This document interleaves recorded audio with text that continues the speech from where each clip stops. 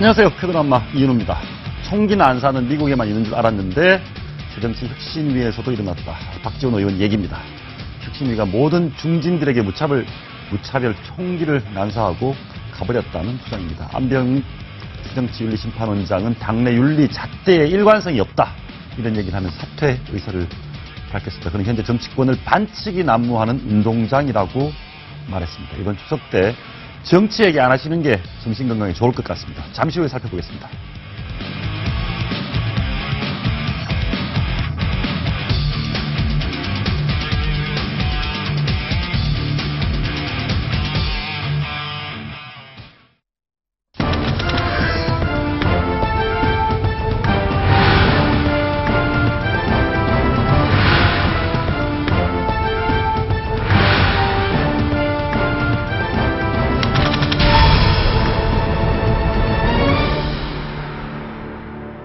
새정치 문재인 대표에게 희한한 러브콜이 쏟아지고 있습니다. 광주, 부산 할 것 없이 문 대표 내년 총선에 나랑 붙어봅시다. 이렇게 너도 나도 문 대표를 부르고 있는 겁니다. 심지어 부산의 새누리당 의원들 한자리에 모여서 내 지역구에 문 대표가 나왔으면 좋겠다. 이렇게 바라고 있다고 합니다. 왜 다들 문 대표를 만만한 상대로 보고 있는 걸까요?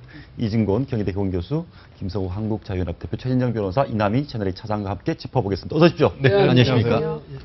근데 박지원 의원이 탈당을 한다 안 한다 말이 많았는데 탈당을 좀 더 가깝게 다가간 것 같습니다. 탈당을 시사한 거죠? 네, 그렇죠. 예. 뭐 언론 인터뷰 내용에 따라서 약간의 온도차는 있습니다. 예.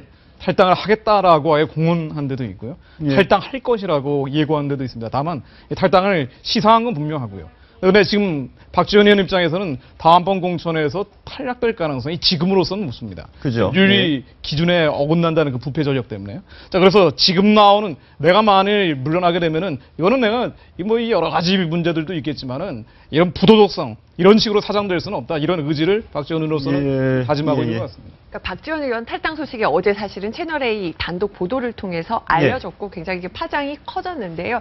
이렇게 파장이 커지고 기자들 질문이 잇따르니까 오늘 박지원 의원이 다시 한번 좀 정리를 해서 자신의 페이스북에 글을 올렸습니다. 거기에 대해서는 또 이렇게 얘기를 하고 있죠. 저는 혁신위가 당을 떠날 사람은 떠나라는 식의 그 탈당을 권하는 태도에 대해서 문제를 제기한 거다. 일단 당이 어떻게 나오는가를 보고 나의 거취를 결정하겠다. 사실상 이게 좀 혁신위와 또 문재인 대표를 좀 압박하면서 정말 잘못되면 나 나갈 수 있다라는 어떤 좀 경고를 준 게 아닌가 이렇게도 좀 풀이가 되고 있습니다. 지금 그 전에 보면 이 친노는요 굉장히 처음부터 전략적으로 계획표까지 딱 세워가지고 하나하나 차근차근 진행해 왔는데. 이 비인호 측에 특히 박지원 의원 같은 경우는 그동안에 보니까 계속 은근히 그냥 울려가지고 설마 나까지 뭐 난사를 하더라도 나까지 맞겠느냐 이래서 계속 그런 식으로 해왔는데 지금 보니까 이제 도저히 빠져나갈 구멍이 없다 이래서 하면서도 여전히 미련을 못 버려가지고 나를 좀 봐달라 뭐 이런 식인 것 같은데 아마도 결국은 저 공천을 받기는 어려울 것 같네요. 지금까지 오게 된 상황들 그리고 박지원 의원이라는 야당의 중진 중에 중진이 쫓겨나거나 나갈 수밖에 없는 상황이 된 배경 얘기 한번 들어보시겠습니다. 하급심으로 유죄 판결을 받은 사람은 후보 신청 자체를 하지 마십시오. 누가 당을 위해서 싸웠습니까? 혁신위원들이 당을 위해서 뭘 싸웠습니까? 이런 짓 하면은요 우리가 총선도 실패하고 대선도 실패합니다. 공천 안 받으면 저는 민천 받으면 되는 거죠. 혁신위라는 조직이 좀 독특한 위치에 있는데 혁신위원장이 사실 유죄 판결 받은 하급심 박지원 의원을 사실상 겨냥해서 공천 자체를 하지 말라고 얘기를 했습니다. 뭐 찍어서. 저는 그렇습니다. 사실 지금 박지원 의원이 나옵니다만 또 한 분의 그 스팟라이트를 받는 분이 누굽니까? 조경태 의원이시죠. 조경태 의원이 어제 나를 제명하라라고 하면서 이와 같은 모습을 봤을 때에 마치 전위대, 친문의 전위대를 보는 것 같다라고 했는데 우리나라에서는 전위대지만 조금 더 구체적으로 말하면 마치 지난번 중국의 모택동에 있던 홍위병과 같은 느낌을 준다 이렇게 볼 수 있는 것 같은데요. 사실은 보면은 가만히 뒤에 이제 문재인 대표는 수렴청정 뒤에서 가만히 있는데 앞에서 알아서 해결해 줄 말을 다 얘기를 하고 있지 않습니까? 지금 박지원 의원 같은 경우에는 오늘 아침 조간신문에 보니까 정치는 생물이다라고 해서 아직까지 여전히 가능성은 두고 있습니다만 특히 지금 김상곤 혁신위 대표 같은 경우에는 공천 신청 자체를 하지 말라라고 했습니다. 그럼 뭡니까? 그럼 당신 나가라는 소리나 마찬가지인 것이죠. 예. 그런데 그러면은 그 박지원 의원 측에서 생각해 보면 그럼 지금까지 그러면은 이 민주당 지금 새정치연합이 있는데 누구 때문에 있느냐 생각해 봤을 때 정말 황당할 수밖에 없는 것이죠. 이른바 굴러온 돌이 박힌 돌을 빼낸다 이럴 수밖에 없다는 점에서 네. 상당히 격앙될 수밖에 없는 것 같습니다. 혁신위원회가 굴러온 돌인지도 모르겠습니다. 어떻게 보면 객이고 손님이고 원래 계신 분들이 당원들이 주인이 아닌가 싶은데요. 예, 본인은 박지원 의원 본인은 그런 생각을 많이 하는 것 같습니다. 네, 뭐 예. 지금 뭐 논란이 될 수밖에 없는 게 혁신위원회에서 부패 전력자들 공천 안 하겠다 좋습니다. 뭐 부패 전력자들을 잘라낸다는 건 뭐 당에서 할 수 있는 그런 얘기인데 다만 공당입니다. 이건 뭐 조기 축구회나 사설 단체가 아니죠. 뭐 국가 보조금을 받는 공당의 어떤 보편적인 기준, 일반성이 있어야 되고 일종의 원칙이 있어야 되는데 과연 그게 원칙에 맞느냐? 이러한 부패라는 전력이 친노에겐 적용되지 않고 있는 게 아니냐 이런 논란이 계속 대표적으로 나오는 한명숙 전 총리 그렇죠. 같은 경우에 대법원 지금 나오고 있는 예. 뭐 공직자 후보검증위원회에서 제적 3분의 2 이상이면은 야당 탄압이라고 얘기할 때 공천할 수 있다는 거 아닙니까? 그러니까 부패 전력이 있다 하더라도 이건 한명숙 전 총리를 뭐 예상한 거라고 지금 나도 얘기 나오고 있는데 만일 야당 탄압이라고 얘기하면 공천할 수 있다. 근데 이것은 박지원 의원에게는 또 적용되지 않습니다.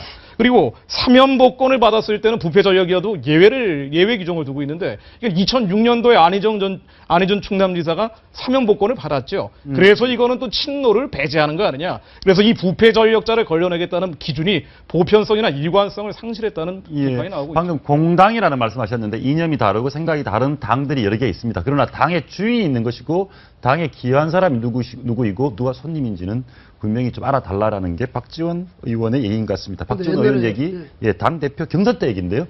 경선 당시 얘기 한번 들어보시겠습니다. 노무현 대통령 당선을 위해 저는 핵심에서 여러분과 함께 했습니다. 그러나 대북 송금이 특검이 시작되었습니다. 김대중 대통령은 투석을 시작했습니다. 저는 감옥에 갔습니다.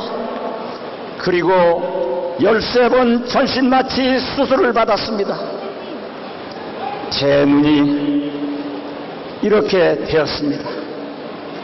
그러나 저는 노무현 정부 그 누구도 원망하지 않았습니다. 노무현 대통령이 고초를 당할 때 오직 저 박지원만이 끝까지 싸웠습니다. 저는 문재인 후보의 당선을 위해서도 호남 곳곳을 누볐습니다. 저는 이렇게 치열하게 살았습니다. 뭐 한 개인의 울분일 수도 있고요. 또 어떤 하는 당인, 정당인으로서의 논리적인 자기의 반박일 수도 있는데 그런 부분이 생각이 듭니다. 문재인 후보의 당선을 위해서 호남을 곳곳 뛴 건 사실이거든요. 호남 민심을 나름 대표해서. 그런데 이제 호남에 박지원 없어도 호남 먹을 수 있다? 호남을 계속 지지를 받을 수 있다 이렇게 생각하는 것 같습니다. 친노 쪽에서 어떻습니까? 친노 측에서 뭐냐면 이거죠. 이탈 세력이 별로 세력화된 게 아니고 파편 정도로 이탈할 것이다. 그래서 이 큰 덩어리는 그냥 남을 것이다. 그러니까 나갈 사람 나가라. 오히려 또 뭐냐면 혁신안을 내놓은 중에 그 혁신안 중에 말이죠. 국민들로부터 박수를 받을 수 있는 것도 있거든요. 부패 전력자 무슨 뭐 또 이런 식으로 이제 이 기준에 따르면 그 이제까지 잘 먹고 잘 살던 또 오래 정치를 했던 사람들 나가주는 것도 또 도리일 수도 있고 이제 그런데 문제는 뭐냐면요. 이게 말하자면 옛날에 국보위 인상을 준 그런 혁신위원회거든요. 왜냐하면 뭐 전당대회에서 사람들 뽑아서 기구를 만든 게 아니라 당 지도부가 일방적으로 만든 기구에서 이런 걸 일방적으로 만드니까 그것이 아무리 내용이 어떻든 간에 이것은 문 대표를 비롯한 이 친노 측의 자기 방어장치다. 뭐 이렇게 이제 보여지니까 문제는 박지원 의원 같이 저렇게 오래 정치를 한 경륜이 높다고 말해주는 저런 분조차도 애초부터 이걸 모르지 않았을 것이면서도 항상 자신은 그냥 개별적으로 말이죠. 개개인이 말로서 자꾸 그냥 저항하는 모습만 보였지. 이 사람들이 무슨 뭐 아주 조직적으로 대항하거나 저항하거나 혹은 대안을 제시하는 이런 모습은 보이지 않았거든요. 그런 면에서 보면 나중에 보면요. 박지원 의원이나 이런 분들 측에서 비노 측에서도 밀려나는 사람들 측에서도 어쩌면 자업자득이다 이런 소리를 들을 수도 자업자득이다 제대로 대응을 못했다. 저는 그렇게 생각합니다. 사실 조금 전에 사자후를 박지원 전 원내대표 그 의원이 얘기를 하는데 사실 지금의 어떤 그 야당의 분열적 비극의 원인은 지난 28 전당대회 때 있었지 않나 하는 생각입니다. 예. 사실 저때 얘기했는 것, 그 박지원 의원이 얘기했는 것이 뭐냐면 이른바 당권 대권 분리론이었죠. 결국은 그렇습니다. 지금 그럼에도 불구하고 친노 측에서 특히 문 대표가 나와서 대표가 됨으로써 당권을 가지고 대권 주자를 같이 가지고 가는 속에서 결국 그 친노와 비노, 주류와 비주류가 나와서 이렇게 지륵탁 싸움을 하게 됐다는데 지금 생각해 보면 과연 그때의 문재인 대표가 아니고 오히려 박지원 대표가 당선이 됐다고 하면은 지금이 어땠을까 하는 그런 생각이 드는데요. 예, 예. 중요한 것은 그렇게 되고 나서 그때 문재인 대표가 본인이 당권을 잡더라도 내년에 선거 때 본인이 스스로 출마를 포기한다. 자기 희생을 얘기를 하면서 많은 사람들의 당을 어떤 그 당심을 잡았는데 지금은 어떻습니까? 혁신이라는 사람들이 당권, 대권 다 잡고 있는데 거기에 입에다가 떡 하나로서 다음번에 출마까지 해주세요라고 한다고 하면은 그것이 이른바 친문의 전위대이자 홍위병이 아니고 무엇이겠습니까? 예. 짧게 할 말씀 덧붙이면요. 예, 예. 지금 뭐 친노 주류에서는 호남을 포기하는 거 아니냐. 뭐 이거 박지원 의원을 아예 쫓아내는 거 아니냐.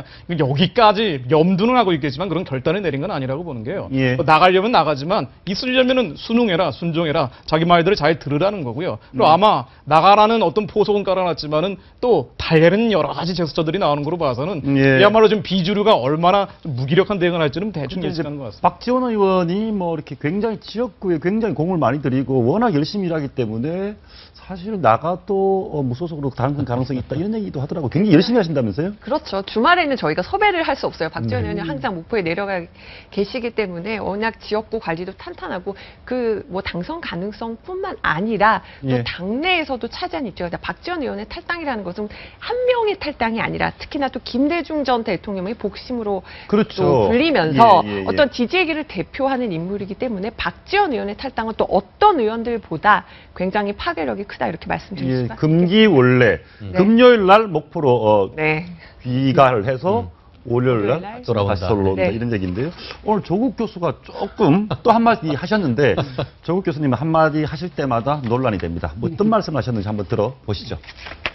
이미 당대표도 하셨고 총리도 하셨고 대통령 비서실장도 하셨고 이런 분들이 내년에 재선 한 번 더 하는 게 무슨 의미가 있겠습니까? 근데 뭐 단순히 받아들이기로는 그동안 한 자리 하신 분들은 나가지 마라. 한 자리 하신 분들은 많이 사투리 그런 말 있죠. 많이 묻다 아이가 이런 식으로 하지 말라는 얘기 같은데. 아니 뭐 저에게 뭐 백보양보해서 인정할 수 있는데요. 예. 이전에 한 자리 했기 때문에 또 나설 필요 있겠느냐. 다만 저 기준이 지금 조국 교수가 말씀하시고 있는 기준이 공평한 기준, 형평한 기준이냐, 이 보편성을 가지고 있느냐는 이런 기준을 가지고 논란을 삼는 겁니다. 이 공당이라는 말씀 제가 아까 드렸는데 사당이 아닙니다. 지금 문재인의 사당으로 가고 있다는 비판 나오는 게 이런 거고요. 저 기준이라는 게 보편성이나 일관성을 떠난 어떤 당리당략이나 당파성을 갖고 있는 거 아니냐. 이런 지적 안 나올 수가 없는 거죠. 그게 저게요, 사실 뭐냐면 혁명위원회가 결정한 거니까 그 혁명적인 그런 혁신안을 제시한 거니까 이것은 설령 지금 김 대표 말씀하신 대로 이것이 무슨 공당이 아니라 일방적으로 결정했다 하더라도 이 사람들은 그런 명분을 내세울 거예요. 이런 지금 혁명적인 시기에 이런 식으로 결단을 안 내릴 수 있냐 이제 이건데 그렇게 함으로써 뭐냐면 친노는 여하튼 뭐 박지원 의원이 굉장히 예. 뭐 비중이 있고 지역에서도 뭐 득표력도 있고 하지만은 그분까지도 희생할 수 있다. 뭐를 위해서? 친노 중심의 그다음에 친노 중심으로 결속을 강화할 수 있다면 그 말하자면 우리가 볼 때는 친노 획일화 할 수 있다면 예, 예.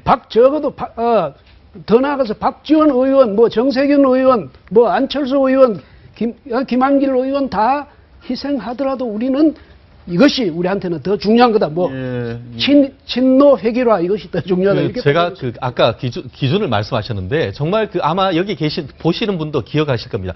조국 교수가 그 당시에 혁신위원회에 들어가는 조건으로 4가지 정도를 걸었습니다. 그 중에 중요한 것이 뭐냐면 그때 3선 이상 호남 중진 플러스 486을 얘기를 했습니다. 예. 그래서 486까지도 해서 인위적인 물갈이라도 해야 된다. 그걸 들어주는 조건으로 들어간다고 했는데 오늘 조금 전에 얘기했는 그 중에 어디 486이 어디 갔습니까? 친노가 어디 갔습니까? 결국은 지금 조국 교수가 얘기하는 것은 결국 대통령 비서실장을 위해서 다선했던 분들 같은 경우에는 결국 지난 현역 의원과 당무위원들 160명 회의를 하면서 재신임할 때 나왔던 90명들만 대상을 하는 것이고 나머지 그 자리에 오지 않았던 70명에 대해서 지금 지금 정지하는 것이나 마찬가지다라고 보는데요. 오늘 아까 저 말씀을 들어서 어제 같은 경우에는 조국 교수가 뭐라고 했냐면은 조경태 의원에 대해서 얘기를 하면서 한 사람을 잘라내는 것이 내는 손해보다 한마디로 기강을 살리는 것이 더 중요하다라고 했는데 잘라도 상관없다. 예. 네, 결국 사람이 없으면 그 당이 존재 의미가 없습니까? 한 사람이 그렇게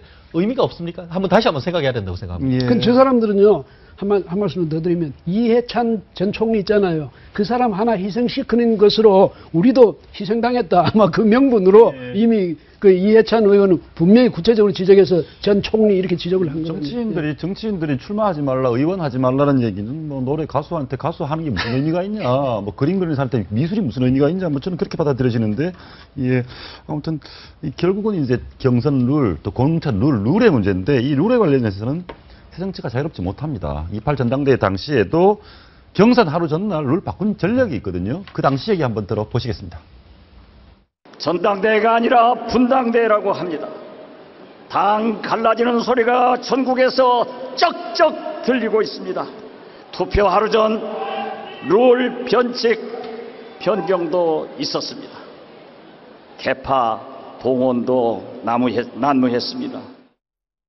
룰의 문제인데 아까 말씀하신 대권, 당권 분리론 이렇게 얘기를 했는데 어찌 보면 저 당시부터 당 내에서는 문재인 대표가 졌지만 일반 국민 투표로 해가지고 그 득표율이 높아서 당권을 장악하고 재보선 실패했지만 실패를 계기로 오히려 당의 비주류를 다 잘라내고 친노 중심의 당이 됐다. 이런 평가도 있습니다. 네, 뭐 시나리오를 잘 세운 겁니까? 이게 아닌가 지금 혁신위원회가 나온 이유가 4.29 재보궐선거에서 참패했기 때문입니다. 여기에서 국민적 심판, 많은 사람들이 얘기하기를 친노 패권주의 문제 아니냐. 이 안에서 개파 청산이 되지 않으면 그러면 국민의 전반적인 지지는 얻기 어렵다. 그래서 나온 게 혁신인데 지금 결과적으로 나온 거는 혁신위 활동이 종료된 후에 오히려 친노 패권주의가 강화돼 버린 거죠. 그래서 무엇을 위해서 저런 룰 변경이라든가 이런 원칙 변경이 계속 있어 왔는가? 결국은 패권을 강화시키기 위해서 그런 거 아니냐. 이런 지적 안 나올 수가 없는 겁니다. 패권을 강화하기 위해서. 어쨌든 그 문재인 대표는 차근차근 무슨 계획대로 시나리오대로 밟아왔는지는 모르겠지만 지금 한쪽에서는 뭐 나가라 한 다음에 또 달래기도 합니다. 문재인 대표가 오늘 부산 내려가면서 한마디 했습니다. 들어보시죠. 박지원 전 대표님의 경우는 후보 자격심사위원회가 적절히 판단할 것으로 봅니다만 지금 시점에서 제 개인 소견을 말씀드린다면 가급심의 유죄 판결이 있긴 했지만 판결이 엇갈린 그런 케이스입니다. 그래서 최종 판결이 나기 전까지 어느 쪽으로도 야단을 가지고 불이익을 가할 수 있는 그런 사안은 아니라고 그렇게 생각합니다. 저 오늘 말씀을 보고 댓글에 그런 게 있더라고요. 누굴 놀리나 하면서 뭐 한쪽에서 너 나가 해놓고 한쪽에서는 너 안 나갈 수도 있는데. 문재인 대표 미련을 끝까지 미련을 포기 안 하도록 하면서 또 적들을 분리시켜가지고 그냥 디바이드 앤 룰이죠. 분리시켜놓고 또 서로 이간시키기도 하고 서로 의심하게도 만들고 이렇게 함으로써 지금까지 보면요. 뭐냐면 본래는 친노 패권 아까 김 대표 말씀하셨죠. 그 사람들이 책임을 묻겠다고 해서 시작된 일이 그 사람들은 강화시켜주고 비노는 지리멸렬하는 이런 상황이 왔다. 그럼 이 책임을 누가 져야 되겠습니까? 아니 안에서는 전략적으로 보면 친노가 승리한 것 아닙니까? 그러니까 비노가 지금 지리멸렬한 거죠. 그러니까 추석 연휴 앞두고 당 더 쩍쩍 갈라지는 소리가 나면은 문 대표 입장에서는 굉장히 부담스러울 수밖에 없고요. 일단은 더 좀 갈라서는 모습 보이지 않게 해서 일단은 좀 포용하고 보자 이렇게 판단을 합니다. 저는 그렇게 생각합니다. 한마디 덜 붙이는 게 개인적인 소견을 말씀드리면 개인적인 소견만 얘기해서 되겠습니까? 당 대표로서 그와 같은 것을 해결해도 지금 당이 갈라진다기 붙을까 말까 하는데 그런 것 같습니다. 사실 그 문 대표 같은 경우에는 개인적으로 굉장히 박지원 의원한테 미안할 겁니다. 28 전당대회 때 그런 것이죠. 그때 만약에 어떤 그런 일이 없었다고 하면 지금 이런 일도 없었을 텐데 개인적으로 미안한 감정에 했던 것이지 당 대표로서는 절대 이런 말 안 할 겁니다. 그리고요, 문재인 대표께서 저런 말씀하시는 건 조금 난감한 게 혁신위원회에서 뭐라고 얘기했냐면요, 기자회견 할 때 하급심 유죄 판결을 받을 경우는 공천 안 준다고 하면서 무관용의 원칙까지 얘기했습니다. 무관용? 그러니까 관용하지 않겠다고 얘기해놓고 이번에는 하급심이 아니라 최종심을 얘기했는데 왜 여기에 혁신위가 하급심을 얘기하지 최종심을 그날 얘기하지 않았으니까 아마도 최종심이라고 발언을 했다면 한명숙 전 총리를 떠올렸을 겁니다. 그렇기 때문에 하급심이라는 표현을 굳이 쓴 것 같은데 예. 이렇게 얘기해놓고 이번에 와서는 또 하급심이 아니라 최종심을 보겠다고 한다면 그야말로 뭔가 좀 정치적 조롱이 아닌가 뭐 이런 평가도 나올 수 있죠. 지금 이제 당은 중진인 박지원 의원의 탈당을 생각할 수 있는 상황, 또 그리고 이미 탈당하신 분도 계시고요. 또 앞으로 나가실 분들, 그래서 이 나가시는 분들 또 지금 신당하시는 분들이 도대체 무엇을 할 것인가, 그 할 것인가는 지금 한마디 들어보시면 답이 나옵니다. 보시죠. 새정치 민주연합의 당명부터 민주당으로 바꾸겠다는 것도 약속드립니다. 저희가 이 말씀에 주목하는 이유, 민주당의 중심은 계속 호남이었지 않습니까? 결국 호남 중심에서 힘을 모아서 새로운 세력들을 모아서 당을 하겠다. 그러면 결국은 박지원 의원이 탈당을 하면 동교동 과거 호남의 중심 정치인들도 합류를 하는 겁니까? 일단 봐야 되지 않을까요? 실제로 탈당하게 된다면 호남발 신당론이 급물살에 탈 수밖에 없고요. 예. 다만 지금 지켜볼 것은 박지원 의원 입장에서는 외부의 흐름이 어떻게 가고 있는지를 보고 있는 것 같습니다. 본인이 이런 적극적인 돌파를 한다기보다는 어떤 외부에서 신당 논의가 급물살에 타게 되면 나도 올라타겠다. 약간의 유보적인 자세를 보이고 있는 것 같고요. 그러다 보니까 최종적으로 마지막에 나온 박지원 의원 인터뷰 내용을 보면은 당이 결정을 하면, 그러니까 당이 나를 내쫓으면 나도 나가겠다. 뭐 이런 식으로 얘기하고 있는 것은 약간의 속도 조절하고 있지 않나. 그런 생각이. 그 속도 조절일 수도 있고 박지원 의원은 계산이 너무 복잡한 분 같습니다. 왜냐하면 저렇게 그러니까 박지원 의원 같이 경륜이 있는 분 또 지도자급 이런 분들이 과감히 나가서 당 만듭시다 이러면 당이 되는데 저런 분들이 뒤에 빠져가지고 당신들 만들어놓은 거 보고 분위기 봐가면서 내가 같이 올라탈지 않을 때 그때 가서 결정하겠다 이러면 당의 동력이 어차피 떨어지게 돼 있거든요. 의원이 계속 이 얘기를 했었어요. 나는 분당론자나 신당론자는 아닙니다. 내가 또 분열에 앞장서는 사람은 아닙니다라고도 또 강조를 합니다. 결국은 여러 가지 변수를 보고 어떤 것이 이제 또 본인한테도 제일 또 맞는 것인지 여러 가지 좀 계산과 속내가 있지 않을까. 그것이 바로 박지원을 비롯한 비노의 한계인 것이죠.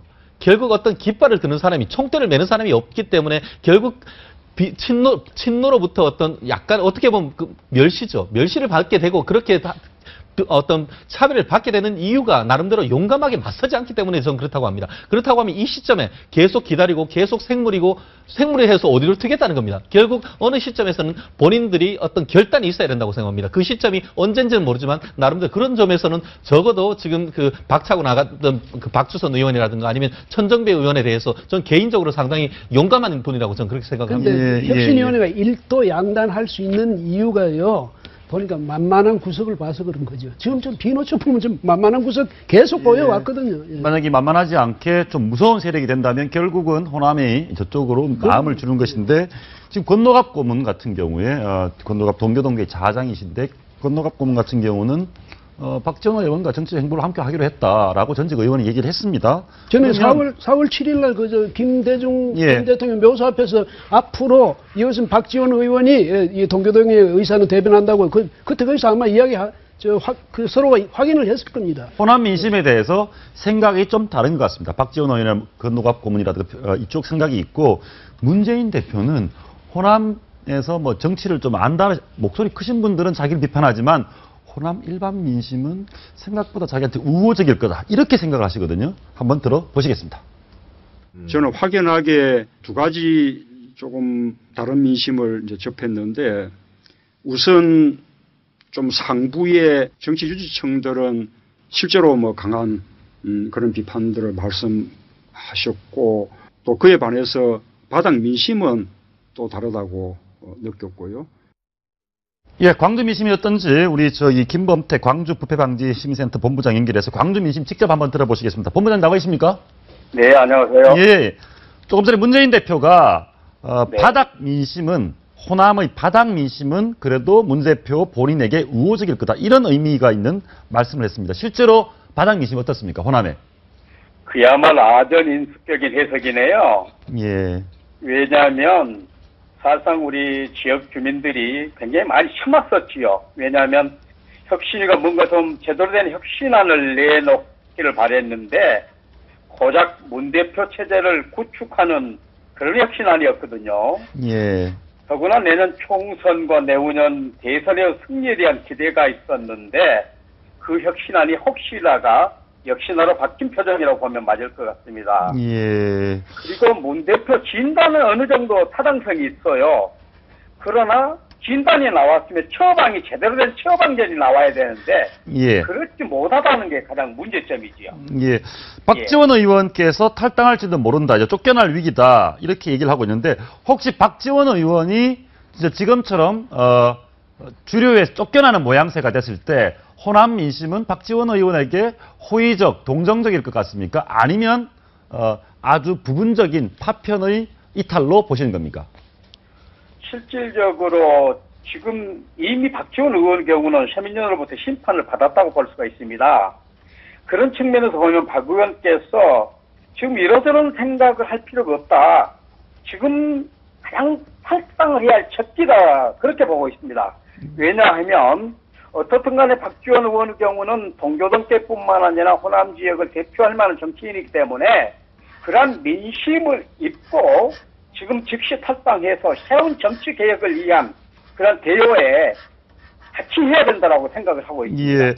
천정배 의원께서 문재인 대표 광주에서 붙어도 좋다. 광주에서 한번 붙자. 이런 얘기를 하셨는데 만약에 문재인 대표가 광주에서 천정배 의원과 붙으면 어떻게 보십니까? 뭐 예단할 수는 없겠지만 혁신위에서 10개 지역에 출마를 하라고 대표들에게 얘기를 했잖아요. 예. 문 대표야말로 조금 전에 말씀하신 것처럼 지난 4.19 보궐선거에서 참패를 했던 예. 천정배 의원하고 붙어야 된다라고 봅니다. 그래서 그야말로 싸움을 겨뤄서 예. 누가 승자인가 그것이 지금 야권을 대표할 수 있는 주자가 될 수도 있다고 보고요. 예. 그리고도 승패는 장담할 수 없지만 예. 지난 보궐선거에서 조영태 후보가 지게 된 가장 큰 원인은 뭐냐라고 했을 때 많은 사람들이 문재인 대표 광주 방문이었다라고 그런 얘기로 답을 대신하겠습니다. 예, 알겠습니다. 무슨 말씀이신지 알겠고요. 마지막으로 그 얘기 한번 물어보겠습니다. 최근에 정청래 의원 사면받고 조경태 의원은 해당 행위자라고 해서 굉장히 강하게 대응해야 된다 이런 얘기가 나오고 있습니다. 그래서 일부에서는 친노라고 봐주고 비노는 이렇게 쫓아내느냐 이런 얘기가 있는데요. 호남에서 전반적으로 지금 돌아가는 모습들, 당내 윤리심판원이라든가 이 부분은 어떻게 보고 계십니까? 옛말에 도적질도 손발에 맞아야 한다고 했습니다. 그런데 혁신위가 마지막 발표하는 날, 그 전날 안철수 의원께서 온정주의에 빠지지 말라고 하는 그런 경고성 발언을 했습니다. 예. 그럼에도 불구하고 막말 행위를 했던 정청래 의원은 당에서 사면을 하고 당의 발전을 위해서 쓴소리를 했던 조경태 의원에게는 혁신위가 그야말로 해당 행위라고 징계를 요구했다고 하는 것은 공당이고 민주정당이기를 포기한 것과 같다고 보여집니다. 그리고 혁신위가 민주당에 대해서 쏟아졌던 개파 해체라든가 친노 핵심에 있는 문재인 대표 그런 그룹에 대한 해체를 강력하게 요구했던 것이 민심이었는데 오히려 문재인 대표에게 면죄부를 주는 듯한 그러한 혁신으로 마무리했다고 하는 데에서 혁신은 사실상 실패한 것이 아니냐 그렇게 보고 있습니다. 알겠습니다. 본부장님 말씀 감사합니다. 네, 감사합니다. 예. 물론 이제 이 본부장님 말씀이 호남 민심을 대표하는 말씀은 아닙니다. 또 이 본부장님께서는 문 대표 체제에 대해서 그 이전에도 좀 비판적이었기 때문에 다만 이런 얘기는 한번 생각해 볼 수 있을 것 같습니다. 박지원 의원에게 또는 이미 주류로부터 찍혀 있는 계속 있지 말고 지금이 탈당의 적기다. 좌우우면하지 마라. 비노도 우리 호남에서 마음으로 도와줄 테니 지금 저렇게 비민주적으로 이렇게 친노 위주로 가는 곳에 맞서라. 이런 주장은 있는 것 같습니다. 그런데 제가 하나 말씀드리고 싶은 거예요. 아까 예. 저 문 대표가 뭐라 했냐면 저 광주의 민심이 저 위에서 그러니까 정치 유지들 생각하고 밑에 하고는 다르다고 그랬잖아요.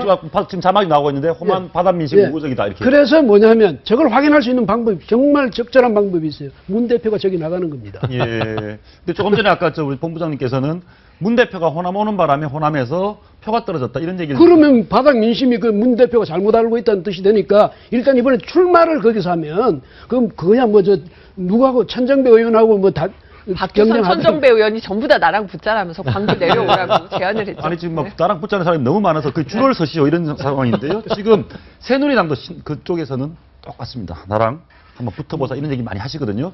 한번 들어보시겠습니다. 엊그제 사실은 부산 의원들이 이제 추석이다 해서 다 만났습니다. 만나서 이제 문재인 대표가 뭐 영도에 나온다, 해운대에 나온다 이런 말이 있지 않습니까? 부산 의원들이 거의 예외 없이 자기 지역구에 좀 보내주면 좋겠다. 자기도 좀 뭐 정치적인 몸값을 좀 올리게 하면서 다 자신 있다는 표정이었고, 문재인 대표가 광주에 내려와서 혁신안을 얹혀가지고 신임 물은 것처럼 민심 왜곡인지 여부를 확인하기 위해서 광주 출마를 좀 했으면 좋겠습니다. 예. 저하고 같이 한번 출마를 해가지고 민심 왜곡 여부를 심판을 받았으면 좋겠습니다. 다들 나랑 붙자 이러는데 그 부분은 좀 약간 공감이 가는 부분이 있습니다. 예를 들어서 부산에서 나갔는데 문재인 대표를 부산에서 꺾으면 문재인 대표가 붙지 않고 이기면 뭐 부산에 쓰겠으니까 당연한 것처럼 얘기해 줄 텐데 문재인 대표를 꺾으면 정치적 몸값이 올라간다. 그런 거 아니겠습니까? 뭐 그렇죠. 그리고 지금 저 얘기들이 왜 나랑 붙자라고 나오는 이유가 이 혁신위가 발표를 하면서 살신성인이라는 얘기를 했기 때문입니다. 예. 살신성인하고 백의종군하고 선당우사를 해라. 뭐 사자성어는 거의 다 뭐 유명한 거 다 동원을 했는데요. 여기에 희생과 헌신이라는 얘기가 4번 나왔습니다. 그러니까 당 중진들이 희생과 헌신을 얘기하면서 그 예로 문재인 대표가 부산에 나가라고 했는데 여기에서 과연 이게 희생과 헌신이냐 이런 반문들이 나오고 있는 게 첫 번째 이유고요. 과연 자기 지역구에 출마하는 것 이게 희생과 헌신으로 볼 수 없다는 이유가 나오다 보니까 여러 가지 지역들에서 한번 나하고 붙어보자 이런 제안들이 나오고 있고요. 제가 생각하기엔 가장 큰 희생과 헌신을 한다면은 박근혜 대통령이 고향인 TK 지역에 나오는 게 가장 희생과 헌신, 살신성인에 가깝다고 봐요. 사실 기억나시죠? 지난 그 19대 총선 때 문재인 대표가 나왔는데 새누리당의 누구였습니까? 손수저 후보였죠. 결국 그렇게 붙었을 때 손수자는 이름을 각인시켰던 것은 결국은 문재인이란 브랜드 네임 때문에 그런 거죠. 결국 여당, 특히 여당 의원들로서는 같이 특히 야당의 유력한 대권 후보와 직접 붙음으로써 그만큼 같은 만약에 이긴다고 하면은 완전히 일약 전국적인 스타가 되는 것이고 설령 진다 하더라도 손수저라는 사람을 각인시켰던 것과 같은 더 큰 효과가 있기 때문에 특히 뭐 만약에 제가 부산에 있는 여당 의원이라도 저하고 한번 붙어보자고 꼭 한번 하고 제안을 한번 해보겠습니다. 문재인 대표를 만약에 이기는 사람이 있으면 그 사람이 바로 일약 대선 주자가 됐고요. 뭐 그렇게 될 가능성도 꽤 있어 보이는데 뭐 천정배 의원도 그렇고 조경태 의원도 붙어보자 이런 얘기를 계속 했고요.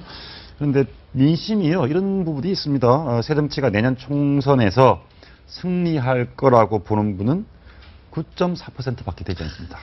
그리고 패배할 거다. 새누리당이 승리할 거다가 78%입니다. 물론 선거라는 건 해봐야 알고 지금 이 야권이 분열되는 모습을 보이기 때문에 새정치 패배를 예상하는 분들이 많겠지만 저 정도로 압도적으로 새정치가 뭐 심하게 말하면 완전히 완패를 할 것이다 이렇게 예측이 나오는 거죠. 전에 그때 한나라당이 완전히 저 정도 저 지경 가서 당의 문을 닫아야 될 판이 됐다 이렇게 됐을 때 박근혜 대통령이 박다르크가 나가지고 천막 당사하면서 해가지고 살려냈잖아요. 이번에 문 대표도 말이죠. 그 친노도 정말 그 친노라는 데서 떠나서 야권을 단합시켜가지고 정말 이제 우리 한번 해보자 이런 각오로 해가지고 국민들한테 호소하고 이렇게 한다면 기사회생할 수 있는데 지금처럼 오직 친노 이렇게 나간다면 자칫하다가 저런 여론조사 결과가 끝까지 갈 수도 있어요. 그걸 문 대표는 정말 뼈 아프게 저걸 이제 보고 뭐냐면 어떤 교훈으로 삼아야 되지 않을까 이런 생각이 듭니다. 새정치민주연합이 저런 경고성 여러 가지 예측들이 나오는데도 불구하고 저렇게 가고 있고요. 또 앞으로 갈 가능성이 높은 게 뭐 여러 가지 분석도 나오지만 이게 운동권 마인드에서 나온 거 아니냐 이런 비판들이 많습니다. 운동권. 80년대 의식을 살고 있다. 이게 안철수 전 대표의 말인데요. 2015년에 살고 있지만 왜 80년대 의식에 머물러 있느냐. 자, 이건 뭔고 하니 국민 대중을 보는 게 아니라 소수의 지지층을 보는 거고요. 그리고 이념만 따라가지 어떤 국민 전반의 민생과 복지, 경제 이걸 보지 않는 거 아니냐. 이렇게 이념 정당으로 치우치게 되면은 그러면은 저렇게 갈 수밖에 없고 또 가고 있다는 그런 흐름성이 나옵니다. 또 제가 한 말씀 더 드릴게요. 또 저분들이 갖고 있는 게 뭐냐면 차용 정서를 지금 국민들한테 내밀고 있거든요. 뭐냐면 우리가 80년대 이렇게 희생했다. 그러니까 우리한테 갚아라. 이미 충분히 국민들은 갚았는데 지금도 계속 그 차용 증서가 유효하다고 지금 생각하고 있는 분들이 바로 저분들. 예, 결국 그런 것 같습니다. 사실 지금 이제 126석 정도 되죠. 그런데 얼마 전에 뭐가 나왔습니까? 견저지선 이러다 무너질라. 견저지선이라는 게 300명 중에 200명이 그 여당이 되고 100명이죠. 100명이 무너질까 지금 어제 뭐라고 했습니까? 이거 80석도 못 하겠다 했는데 거기에다가 그 천정배 의원이 뭐라 했습니까? 우리가 제1야당 되겠다 지금 나왔습니다. 그런 어떤 목소리, 광야의 목소리를 야당은 싸울 것이 아니고 귀 기울여 들어야 됩니다. 예, 과연 어떻게 진행될지는 지켜봐야 되겠지만 지금 또 한 분 계십니다. 논란에 계신 분이 안병욱 새정치윤리심판원장인데요. 윤리심판할 일이 굉장히 많았습니다. 막말, 논란, 다툼. 그래서 새정치민주연합에서 윤리심판원장을 넉 달 동안 하셨는데요. 취임 직후에 임명 당시에 어떤 얘기를 했는지 한번 들어보시죠. 일부 한두 사람이 신중하지 못한 언행을 함으로써 그 얼음판이 깨질 위험에 처해 있는 것 같습니다. 그렇게 된다면 모두가 다 물에 가라앉게 될 것입니다. 저분이 외부에서 영입된 당의 윤리적 문제를 일으키는 사람을 심판하는 원장이었습니다. 그런데 그저께 정청래 사면 조경태 유죄 이런 사실상의 결론이 나오면서 본인도 굉장히 괴로웠던 것 같습니다. 그래서 이제 그만두겠다고 합니다. 그만두겠다는데 저희가 그만두겠다는 과정에서 어떤 얘기를 했는지 한번 저희가 모아봤습니다. 당 내에서 새정치민주연합 당 내에서 윤리의 잣대가 일관성이 없다. 이런 부분은 정청래, 조경태 두 분만 얘기한 건 아닌 것 같은데요. 어떻습니까? 김경엽 부총장이라든가 예. 그렇죠. 말이 한두 명이지 한두 명이 아닌 것이죠. 저는 또 거기다 그렇게 했습니다. 오늘 그 윤리위원장이 사퇴의 변이 뭐냐면은 여기저기서 만신창이 됐다. 그러면서 온정주의, 편파주의, 친노 패거리라는 상처를 입고 윤리위원이 제대로 역할을 할 수 없다라고 했는데요. 저는 이 안병욱 윤리위원회 심판장이 이분만이 아니고 사실 이와 같은 똑같은 키워드를 얘기했는 게 누굽니까? 안철수 의원도 똑같은 얘기를 했었습니다. 안철수 의원도 보면은 순혈주의, 온정주의 이것이 보면 부패 청산을 해야 된다라고 하면서 이와 같은 순혈주의와 온정주의가 지금 당을 망치고 있다고 했는데 결국 친노 이외에 다른 어떤 그 당내에 있는 분들은 누구나 객관적으로 느끼는 그 동일한 감각인데 왜 그와 같은 것을 본인 주리들이 못 느끼는지 그 부분에 대해서는 정말 국민들로서는 정말 답답할 따름인 것이죠. 안병욱 이 위원장이 원장이 이번에 그만두게 되면서 아마 느낀 거 이걸 겁니다. 지금까지 내가 열심히 노력해가지고 그야말로 이 당을 안정시키려고 노력을 해봤는데 결과적으로 보니까 내가 한 역할이 뭐였냐? 조경태 전 최고위원 쫓아내는 그 일, 나머지 모두는 사면시켜주는 일, 이걸 합리화시켜주는데 내가 동원된 거 아니냐. 아마 이런 것이 이분이 가장 뼈아프게 생각하는 부분이 아닌가 이런 생각이 드네요. 지금 안병욱 윤리심판원장이요. 사실은 2012년 바로 한명숙 대표 체제 때 총선 치를 때 바로 야당 비례대표 공천심사위원장을 했는데 그러다 보니 당시는 문재인 대표와 가까워서 결국은 윤리심판원 어떤 그 심판 결과도 친노 입맛대로 하는 거 아니냐 이런 공격들을 받아왔는데요. 여기에 대해서도 깊이 이제 상처를 받아서 저런 말들을 남기고 떠나는데 사실 또 이게 친노에 대한 비판이 아니라 일각에서는 또 안에서 그 윤리심판원들도 그 같이 했던 분들도 이렇게도 비판합니다. 본인이 이렇게 망쳐놓은 거 아니냐. 오히려 또 안 심판원장에게 불만을 표하는 분들도 있어서 지금 윤리심판원 내에서도 지금 또 갑론을박이 좀 오가는 상태입니다. 아마 이런 것 같습니다. 야당이 적용된 기준을 가늠을 못하겠다. 그리고 그 방금 말씀하신 그 내용처럼 일부 윤리위원들이 너무 무리한 요구를 한다. 이런 얘기도 하셨고요. 그리고 내가 이 나이에 심판원장께서 오늘 67세입니다. 67세인데 내가 이 나이에 반칙이 난무하는 이런 운동장에서 이 나이가 돼서까지 있고 싶지 않다. 정치권이 요구하는 새로운 환경과 기준에 나를 끼워 맞추고 싶지 않다. 그런데 이미 하려면 해버렸는데 어떻게 하는 거예요? 조경태 의원 쫓아내고 나머지는 다 사면해버리고 이런 상황이 됐거든요. 그러니까 하실 일을 다 하셨네요 이미. 이 윤리심판원이라는 것은 원래 이거 격상이 된 거죠 급이. 윤리심판원이라는 것은 이 법 앞에 평등이라는 원칙을 가지고 사법부 같은 기능을 당 내에서 하는 기능입니다. 자, 그러면은 정강과 정책 앞에 평등한 기준을 가지고 적용해야 되는데 본인이 이걸 하고 나니 내가 생각해도 정강 정책 앞에 모든 의원들을 평등하게 대처하지 못했다라고 일종의 자괴감을 표현하고 있는 거고요. 예. 그리고 일부 윤리위원들이 너무 무리한 요구를 했다. 자, 그럼 일부 윤리위원들 무리한 요구, 이게 바로 반칙이라고 얘기하는 건데 그렇다면 예. 본인 말고 그 외부에 있는 더 큰 힘이 있었다는 거죠. 그럼 본인 말고 더 큰 힘이 있었다면 그건 뭡니까? 친노 패권입니까? 여러 가지 의문들이 나올 수밖에 없는 거고 나는 일종의 여기서 끌려다니는 그런 대표직, 명함만 가지고 있는 바지사장이었다. 이런 고백일 수도 있습니다. 예, 한편으로 친노 패권주의라면서 새정치를 비판했던 언론에 대해서도 불만을 좀 표시를 하셨습니다. 아무튼 반칙이 난무한다. 이것이 지금 뭐 여당이든 야당이든 정치권에 대한 평가인 것 언론에 같습니다. 대한 비판이지 않습니까? 예. 언론은요. 어차피 어느 쪽에서든가 비판은 받게 되어 있습니다. 그래서 우리 언론이 받는 비판은 그러려니 하고 넘어가야죠. 예. 예, 알겠습니다. 과거에 그러면 윤리심판원 당시에 지금 4개월 동안 어떤 일이 있었는지 모르겠는데요. 정청래 의원은 지금 이제 공갈 발언을 하셨다가 당직 정지 1년에서 좀 지나서 6개월로 줄어들고 그리고 또 지나서 사면이 됩니다. 그리고 비노, 친노가 아닌 비노는 새누리당의 간첩이다, 세작이다 이렇게 얘기했던 김경엽 숙산부총장이었죠. 당직 3개월 당직 3개월 정지해서 정지였는데 2개월로 감경됐습니다. 줄었습니다. 정청래 의원 같은 게 더 심한 말이 히틀러, 야스쿠니 신사 뭐 이런 말 아니었습니까? 그건 정말 정치인으로서는 품격이 없는 그런 말이었죠. 예, 그럼 그 반면에 조경태 의원 같은 경우는 단계적으로 조금씩 올라갑니다. 읍참마속 대상은 문재인이다 했더니 서면 경고를 받고요. 혁신에는 문재인이 전입이 됐다. 서면 경고를 받고요. 중앙위에서 집단적 관계를 봤다. 80년대 운동권적인 친노의 과도한 어떤 몰고 가기를 통해서 봤을 때는 집단적 관계였다고 했더니 이제 굉장히 강경 대처, 콕 찍어서 거의 나가라는 이런 지경까지 있었습니다. 그렇게 정청래 의원에 대해서 이번에 뭐 사면 조치한 게요. 예. 일반 도덕적 기준으로 볼 때 주승용 최고위원에 대해서 이 공갈만 친다는 표현을 했는데 13살 위입니다. 예. 나이가 많고 게다가 반복적으로 정청래 최고위원이 이런 발언을 했는데 저런 사면 조치가 나온 것이 과연 윤리심판원장으로서 본인도 양심에 꺼림이 없을까? 그러다 보니까 저런 발언들이 나온 게 아닌가 그런 생각이 예. 뭐 근데 그럴 수도 있는 거 아니겠습니까? 근데 정청래 의원을 단합 차원에서 사면해 주는 것 자체는 괜찮은 것 같다. 그런데 왜 이중이냐? 조경태 의원이 뭐 더 잘못했느냐 이런 얘기인 것 같습니다. 결국 그 이중잣대란 것이죠. 그 법이란 것은 어떻습니까? 우리가 그 정의의 여신 같은 경우에는 눈을 가립니다. 그리고 천층을 들고 있습니다. 왜냐하면은 보면은 이건 친노, 이거 비노 해서 온정률이 할 것 같으니까 법의 여신은 눈을 가립니다. 그렇지만 과연 지금 안병욱 윤리심판원장을 비롯한 심판위원이 눈을 가리면서 사람을 받느냐? 그렇지 않다는 것이죠. 예. 실질적으로 마치 누구는 에스컬레이터로 하늘을 가고 누구는 에스컬레이터로 하고 지하로 가야 된다고 한다고 하면은 동일한 기준에 대해서는 굉장히 어떤 의문을 보낼 수밖에 없고 만약에 이것이 우리나라에 있는 대법원에서 이런 판결을 했다?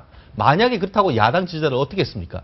결국은 이와 같은 결과에 대해서 누구도 받아들일 수 없기 때문에 문제가 됐고 결국 본인까지도 이런 스스로 사퇴하는 비극이 있었던 거 아니겠습니까? 예, 알겠습니다. 내일부터 아니 지금부터 거의 추석 연휴가 시작되는 분위기입니다. 추석 명절 때 많은 가족들이 모여서 추석 얘기도 하고 여러 얘기를 할 텐데 아마 이번 추석 명절날 가족들 모이면 가장 곤욕스러운 분 중에 한 분이 김무성 대표가 아닌가 합니다. 사위, 딸 다 만나지 않겠습니까? 마약 논란 때문인데요. 이런 해프닝이 있었습니다. 해프닝 한번 보시고 김무성 대표 얘기 해보겠습니다. 보시죠. 대표님, 마약 사위 논란인데 한 말씀만 해주세요. 왜 여기서 물어봐? 나중에 딴 데 가서 물어보지 왜 여기 와서 대표님 한 말씀만 여쭤볼게요. 마약 사위 물어봐. 맞습니다. 제가 시작에서 와서요 질문하는 게. 아까 이렇게 추석 때 상인들 위로하러 가신 데서 여기서 이런 말을 해요. 그리고 서두르지 마시라 그랬죠. 뭘 서둘러요? 이게 무슨 게 그게. 매너가 없는 거지. 뭘 매너가 없어요. 예, 이렇게 일부 기자가 쫓아가면서 마약 사위 고함을 지르는 이런 상황까지 어떻게 봉변이라면 봉변, 곤욕스러운 상황을 당했습니다. 그런데 후속 대처를 잘했다 이런 평가들이 있습니다.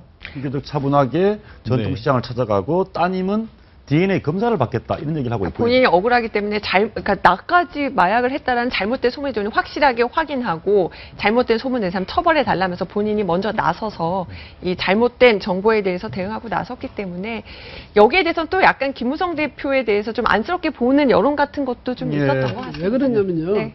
옛날에는 뭐 직계 가족들 이런데 이제 사위까지 걸어가지고 저 공격을 해대는 거 이건 요번에 아마 처음 보는 일 같아요. 그다음에 이 사위가 또 아주 뭐 준재벌 아들이고 그렇죠. 뭐 그랬다 하지 않습니까? 그럼 아버지 백을 동원했으면 했지 뭐 저 장례 장인 쉬쉬해야 될 장례 장인에게 대해서까지 그 영향력을 빌렸을까 그런 생각도 들기도 하고 또 어쨌든 뭐 그 숨기는 게 아니잖아요. 뭐 숨기고 뭐 절대 나는 출두시킬 수 없다 이게 아니고 스스로가 DNA 검사를 받겠다고 이러니까 그나마 아버지한테 대해서 그 뭐 수원대 그 자리를 얻은 거라든지 뭐 이런 것 때문에 그동안에 저 아버지한테 대해서 굉장히 그 딸이 미안했겠죠. 예, 그래서 진정서를 이렇게 냈습니다. 허위 사실 유포돼 있으니 규명해 달라라고 얘기를 했는데요.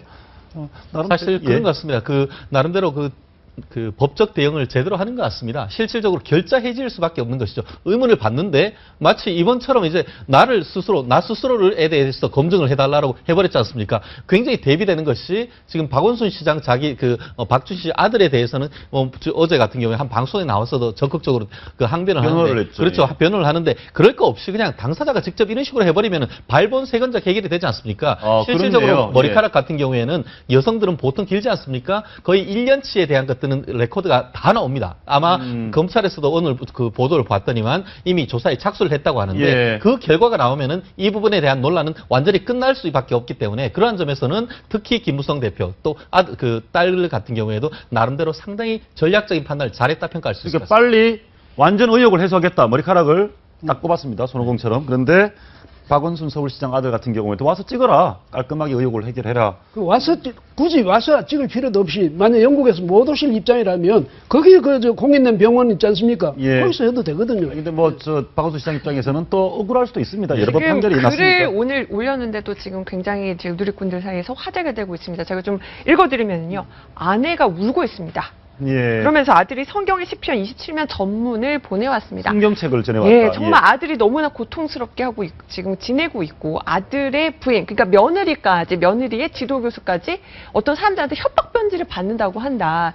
내 아들이 박원순의 아들이라는 이유만으로 너무 고통스러워하고 있다.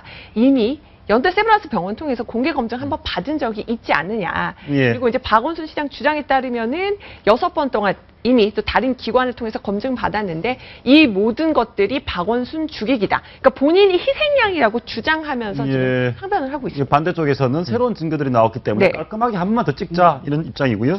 이런 정치적 논란을 끝내려면 빨리 뭐 재검받고 공개적으로 이런 문제들에서 깔끔하게 정리하는 게 제일 좋은 방법이 아닌가 생각했습니다. 그런데 이제 뭐 그런 논란 때문인지 모르겠지만 김무성 대표 지지율은 4주 만에 반등을 했습니다. 반등을 했고요. 그리고 이번에 SNS에 이렇게 보시죠. 김무성 대표 지지율이 다시 반등을 했고 19.9에서 21.5로. 그리고 마지막으로 SNS에 추석을 맞아서 김무성 대표가 이번 추석에 읽을 책을 한 권 추천을 했습니다. 축적의 시간이라는 책인데요. 축적 여러 것을 켜켜이 쌓는 거죠. 본인도 뭐 내공을 쌓고 있든지 아니면 이 힘든 상황을 인내하면서 무언가를 쌓고 있는 것 같습니다.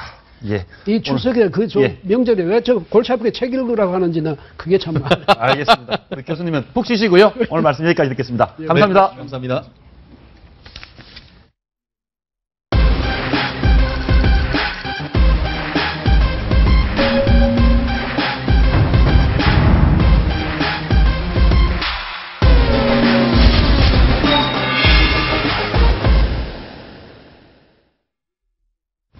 드라마에서 대통령 역할을 실감나게 소화하는 이분을 보면 연기가 아니라 진짜 같다 이런 평가를 많이 합니다. 연기도 연기지만 실제 정치 경험이 있기 때문이 아닐까 싶은데요. 배우로 복귀한 뒤에도 정치인들에게 따끔한 일침을 가하셨던 분, 국회의원 출신의 배우 정한용 씨 오랜만에 만나보겠습니다. 이남희 사장도 함께하겠습니다. 어서 오십시오. 안녕하십니까. 정치 국회의원 하시다가 배우로 돌아가신 지가 한 10년 되셨죠? 네.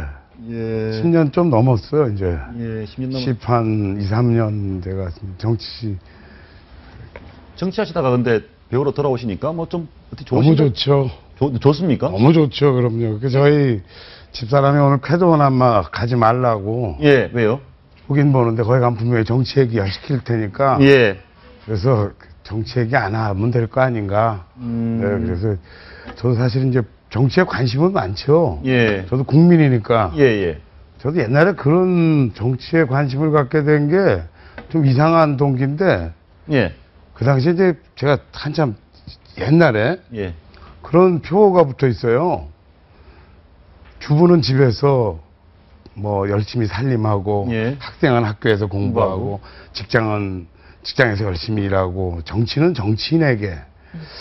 어떻게 들어보니까 그럴듯한 것 같아요. 예. 근데 가만히 생각해 보니까 민주주의라는 게 국민에 의한 국민의 정치고, 저는 배우에게 앞서서 국민이고, 또 뭐 직장인이기에 앞서서 국민이고 해서 국민들이 정치를 해야 되는 거구나 그런 생각을 가졌어요. 이제 뭐 제가 특별히 정치를 해야 된다 뭐 그런 뭐 생각을 가진 적은 없고 지금도 마찬가지입니다. 과거에 국회의원 하시면 뭐 이렇게 뭐 폼도 나고 뭐 이렇게 하시다가 배우로 돌아오시면 배우를 또 국회의원을 하면은 일단 욕을 되게 많이 먹게 되죠. 욕을요? 그러니까 예. 그 다음에 또 우리나라는 이렇게 지금도 뭐 지역 갈등이 심합니다만 또 어떻게 보면 정당 간에 이런 뭐 여야가 이렇게 아주 극심하게 대립하고 있는 상황에서 어느 한쪽에서는 되게 좋아하면 한쪽에서 되게 싫어합니다.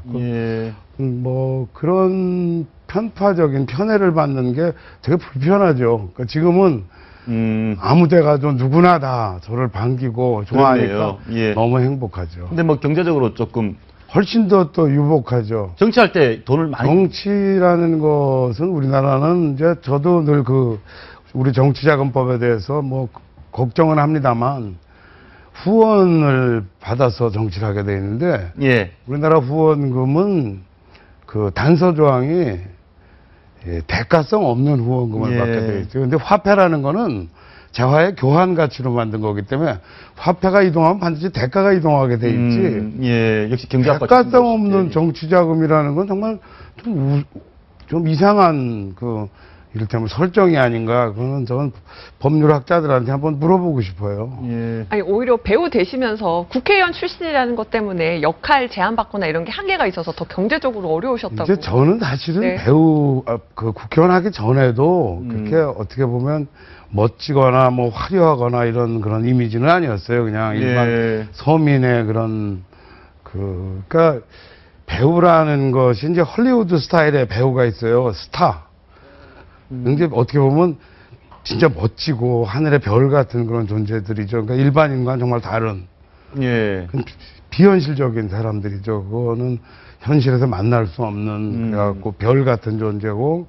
근데 그런 사람들은 어떻게 보면 좀 환각적이고 뭐 이런 또 상업주의적이고 뭐 이런 경우인데 이제 유럽에 그런 배우들이 많습니다만 별로 잘생기지도 않고 화려하지도 않고 그래서 우리 이웃에 동료 같고 친구 같고 이런 사람들이 배우가 또 그런 배우가 있거든요. 그래서 저는 그 당시에도 이제 그런 생각을 가졌어요. 나는 일반 국민들의 어떤 옆집 남자 같은 그런 편한 사람의 그 스타가 아니라 그런 생각을 갖고 살아서 뭐 화려하지도 않고 좋은 옷도 없고 그렇게 지내다가 이제 또 어떻게 정치판을 가게 됐어요. 근데 지금도 돌아왔는데 그 당시에도 이상하게 맨 공무원 패션으로 다녔어요. 그러니까 저는 양복도 그냥 어떻게 보면 그냥 권색 양복 하나 입고 근데 뭐 우리 배우들은 다 멋지게 옷들을 입으시는데 내가 그렇지 못하고 늘 뭐 은행 대리 비슷하고 그렇게 지내다가 은행 대리 깔끔합니다 요즘에. 은행 들어가 얼마나 깔끔하죠. 그러니까 대신 단정하잖아요. 그렇게 그런 패션으로 살았죠 제가. 그러다가 돌아와서도 또 맨날 해갖고 다니는 게 그냥 양복에 그냥 이렇게 다니다 보니까 뭐 공무원 냄새가 계속 나는 거예요. 그래서 오히려 역할을 공무원 역할을 계속 또 많이 하게 되는 거 아닌가 생각을 합니다. 그런데 이제 뭐 한 번이라도 잠시지만 잠시는 아니죠. 꽤 긴 기간을 정치권에 한번 발을 디디시는 바람에 관심도 많으실 것 같고 저희가 이제 얼마 전에 그 민주헌정 포럼이라고 있었죠. 네? 민주헌정 포럼 그 예, 예. 전직 의원들 모여서 아니죠. 그게 소리를 그날 하셨어요. 사실은 정대철 선배님하고 그렇죠. 이부영 선배님하고 정대철 선배님은 또 저 고등학교 대선배신데 경기고 선배님이죠. 네. 네. 저보고 그냥 우연히 거기 뭐 그날 김봉호 네, 김봉호 전 의원도 계셨고 이철 전 의원도 점심 사주신다고 네. 그랬다 그래서 전 영문을 모르고 갔어요. 아, 그러셨어요? 예. 뭔지도 모르고. 말씀 들어볼까요? 점심 막 카메라가 있어서 깜짝 놀랐습니다, 사실은. 찍지 말라고. 그저 나오면 안 된다고. 근데 그날 갔던 기자들이 가장 특히나 정한용 전 의원의 발언이 굉장히 화제가 됐었습니다. 예. 근래 밥 얻어먹으러 갔다가 무슨 말씀하셨는지 저희가 직접 준비를 했습니다. 한번 보시죠.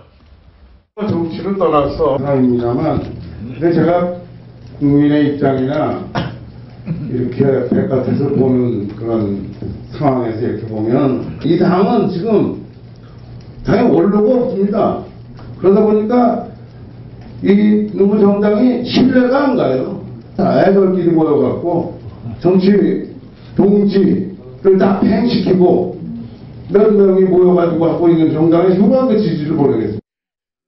아유 죄송합니다. 애들끼리 모여갖고 이 발언이 제가 좀 너무 화제가 됐어요. 저는 이게 방송에 나가는지도 모르고 저희들 저 선배님들 계셔서 그냥 편안하게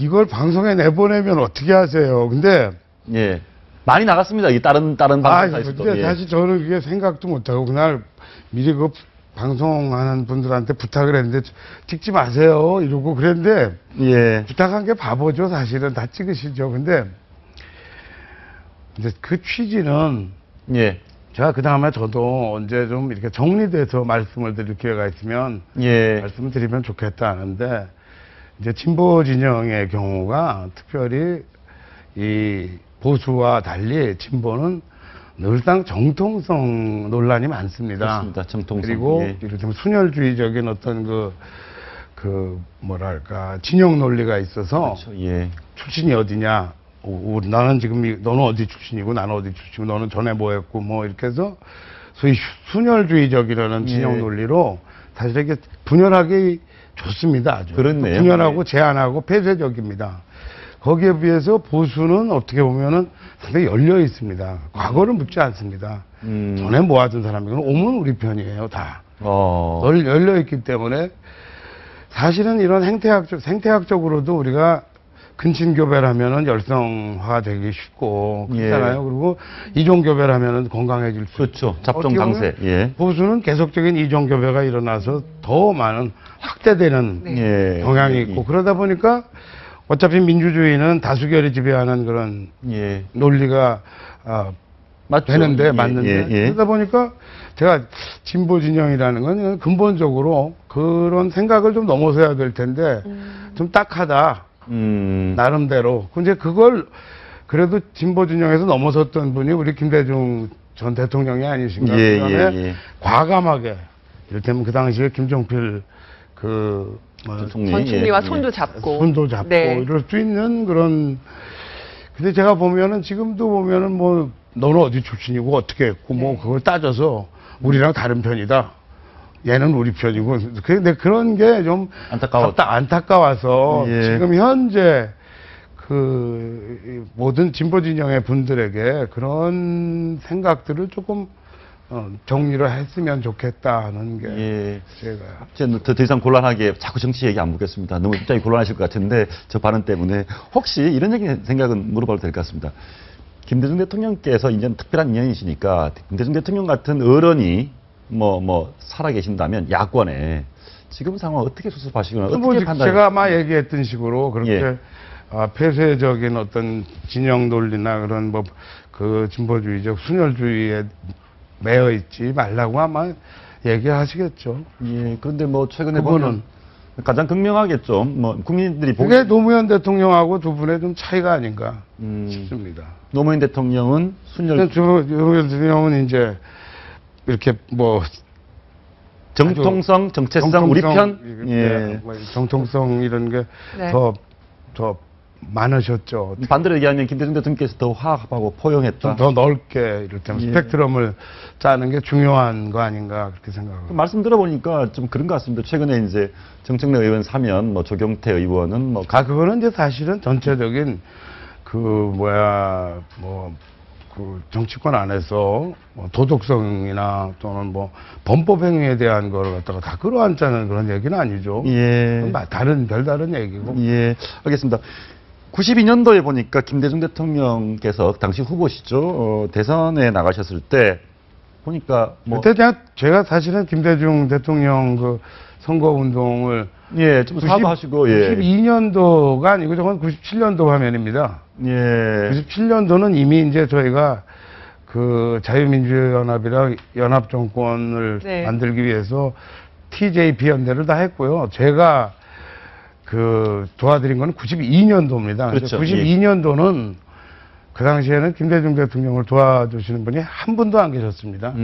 아무도 없고 사실은 당내 일부 분들 계시고 저는 사실 너무도 거기 진영에 아무도 없는 것 같아서 그 당시는 3당 합당을 해서 진짜 막강한 김영삼 그렇죠. 민자당 후보가 계셨고 그다음에 이제 정주영 후보가 계셨고 또 많은 그 돈을 갖고 계신 그러니까 그쪽 이쪽 다 유명인들이 많이 지원을 했어요. 그 당시 김대중 후보는 도와주시는 분이 한 분도 없었습니다, 사실은. 그래서 사실 저 혼자 그 당시에는 TV 연설도 하고 라디오 연설도 하고 저 혼자 다 했었는데 물론 당내에 계신 다른 분들도 했지만은 당 밖에 있는 사람은 저 한 사람밖에 그러니까요. 없다. 공식 지원 유세를 하신 분이 근데 혼자시더라고요. 저는 사실 그분을 그렇게 잘 알지는 못했었습니다만 그냥 정권 교체라는 걸 한 번쯤 해야 되지 않을까. 그다음에 어떻게 보면 저는 충청도 사람입니다만 뭐 어차피 이건 중부권입니다만 영원함이 조금은 그 당시만 해도 너무 이렇게 좀 한쪽은 너무 많이 발전하고 한쪽은 너무 뒤졌다는 느낌 때문에 그쪽을 도와드리고 싶은 그런 소박한 마음으로 92년도 그 당시에 사실은 김대중 후보님이 그렇게 지지도 높지 않으셨어요. 처음에. 그리고 사실 이길 가능성이 없으셨어요. 처음에 뭐 이쪽은 거의 과반에 속하는 김영삼 대표는 지지를 갖고 계셨고 그런데 저는 되고 안 되고를 떠나서 어떻게 보면 뭐 많은 연민도 있었고 저는 어차피 미국에 유학을 가려고 생각을 하고 있던 차라 도와드리고 그냥 가면 그만이니까. 국회의원이 되겠다 이런 생각은 저는 국회의원을 없으신 건가요? 돌아와서도 96년도에도 김대중 대통령께서 하라 그러시더라고요. 그저 안 하겠다고 그랬더니 제가 밖에서 대통령 되실 때 또 도와드리겠다 그랬더니 밖에서 도와주는 것도 좋지만 안에서 도와주는 것도 중요하다고 자꾸 하라 그러셔서 기왕이면 그러면 제가 아주 어려운 데서 한석을 보태드리겠습니다. 그래서 사실 제가 자청해서 아주 어려운 지역구를 그렇게 바보같이 택해서 주변 분들이 다 바보라고 그러고 당시에 15대 총선 나가셨는데 그때가 이제 구로 갑이었습니다. 현재 지금 이인영 의원 지역구인데 항상 여당과 야당이 오가는 지역구였어요. 근데 그렇지 않습니다. 네. 거기는 여당과 야당이 오가는 지역구가 아니고 그 전까지는 내내 여당만 이겼던 것이고 그랬습니까? 그때 김기배 구로 갑은 특별히 구로 갑이라는 지역은 그 전에 대통령 선거 이런 데서도 김대중 후보가 지든 지역구였어요. 지역구. 거기가 가능하리라고 생각한 사람은 아무도 없는 지역구였습니다. 근데 저도 사실은 거기를 처음에 가고자 해서 갔던 건 아니고 어떤 딴 지역구에 있었는데 딴 지역구가 또 딴 사람이 하고 싶다고 그래서 제 후배가 그럼 네가 여기를 해라.